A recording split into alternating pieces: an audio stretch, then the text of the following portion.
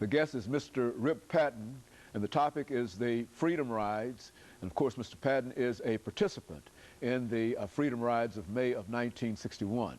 And Mr. Patton, let's give you an opportunity during this last segment to simply inform our audience of some of the impressions and some of the things that happened to you and others during this very, very critical period in the civil rights movement. Okay.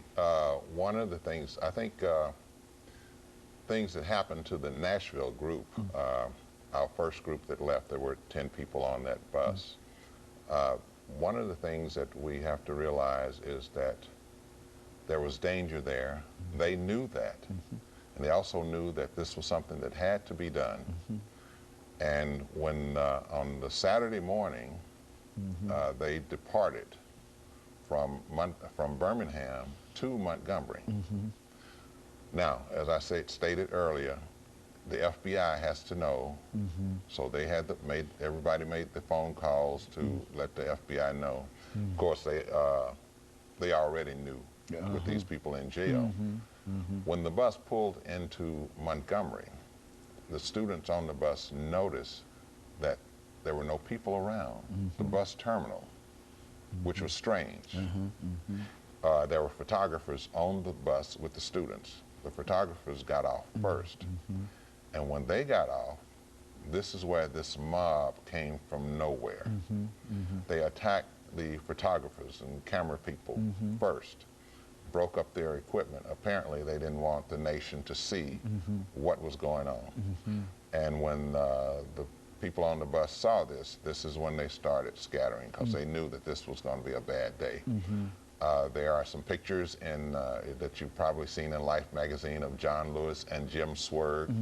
I think John has a patch on his head and Jim has lost a tooth or what have you. There were some other injuries in that. A young man who was a student at American Baptist, he was hospitalized.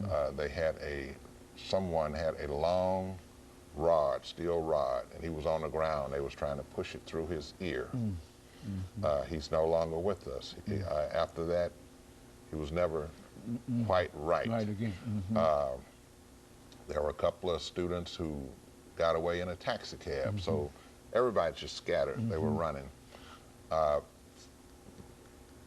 That night, at least that Sunday night, the next night, Sunday, they had a rally in Montgomery at the First Baptist Church, and Dr. King was the speaker. Now, on that Saturday, that's when I left to go to Montgomery. My portion of the Freedom Ride started in Montgomery, but before that, after I was working the office, and I said, there's no way that I'm going on a Freedom Ride. I'll stay here and do what I can from this end. But you never know what the man upstairs is going to do to you and what he wants to do through you. I went home. We got a call that we needed more Freedom Riders. I went home and put my suit and tie on, came back to the office. We rented a car, called the FBI to let them know that there was a group in a car driving to Montgomery. And I didn't tell my mother. And so that Saturday and Sunday at the rally, matter of fact, as we were having the rally, outside they were burning up people's cars. And the next morning, Monday morning, we were planning who would be on what bus. They had the Greyhound and the Trailway bus, so they were dividing the groups up. And there were 25 in the group at this time. I was on the second bus with Dr. Lafayette. The first bus left, and what we didn't know was that we had the National Guard, Alabama National Guard, on the bus, in cars, and in the air. Took us all the way to the Mississippi state line, and then the Mississippi National Guards took over and took us on into Birmingham, I'm sorry, into Jackson. When we arrived at the Jackson bus terminal, we were arrested for a breach of peace. and disorderly conduct. They dropped the disorderly conduct and charged us with breach of peace. And of course, we all decided that we would stay in jail. And that was a $200 fine or 67 days in jail. The next thing, we were moved to the city jail. Now, in the city jail, apparently they hadn't used the part where they sent us. And there was segregation in the jails.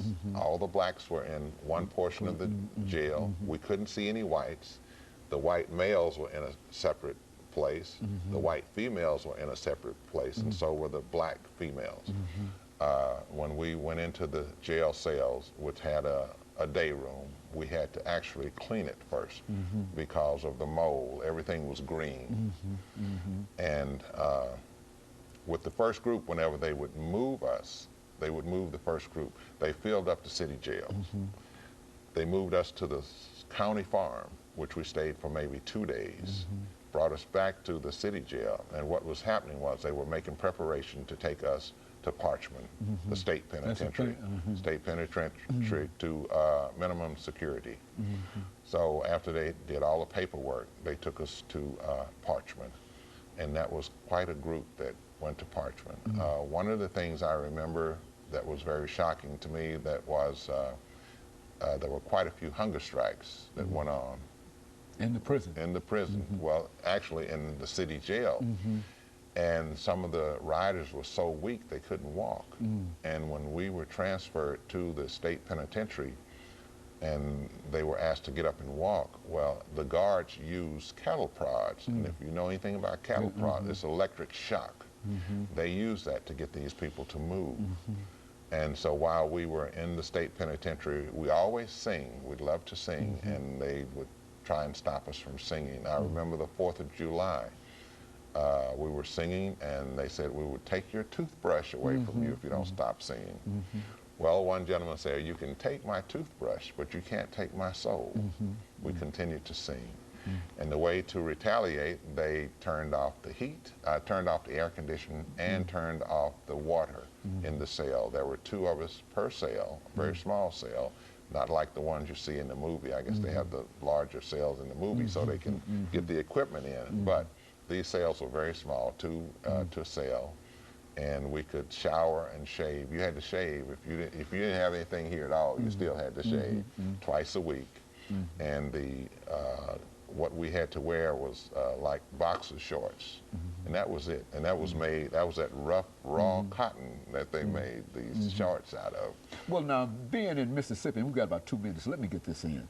Being in one of the, quote, one of the more racist states in terms of segregation and et cetera, did you not fear almost continually for your life? The only time I had any fear, when I was released, I spent 61 days of the 67. I was the only one that was let out on that particular day. A lawyer came to pick me up, to take me back to Jackson. And that's the only time I had some fear, because I was out there by myself. But when you're with a group, you don't fear for yourself. You fear more for the person in front of you or behind you. You think more of the other people than you do yourself. And so really there's no fear there. But after I got back, I went to, worked here on the HG Hills, trying to desegregate HG Hills, stayed here for a while, and then I went to New York to CORE, and was a speaker for CORE for a year to raise money for the Freedom Ride. It was still going on. And that's what I did. And then I came back to Nashville, and I was one of the 13 that was expelled from Tennessee State University. We filed to get back in school, and they admitted us back, but I went back for 2 or 3 quarters, and things just didn't seem right to me. And so I don't mind saying that I was one of those that didn't finish. Yes. The university, as well as the state and the nation, owes a great debt of gratitude to you and others who had the kind of courage, Mr. Patton, to really walk into the mouth of the lion. You see, because I think people who understood, and I think all of the riots and the burning of the bus and the burning of the cars and et cetera, is an indication of the kind of intensity that was associated with this, and especially when you infer that the FBI might be in cooperation with this, and, Yes. and to at the same time get on a bus and drive down into the mouth of the lion. It really deserves greater recognition. And let me thank you for coming by. And, You know, and I giving have us a little that, something for you. It's called Free at Last. Okay, and let me thank our audience, and let me encourage them to tune in again next week for another informative edition of Comments. Thank you, and good morning.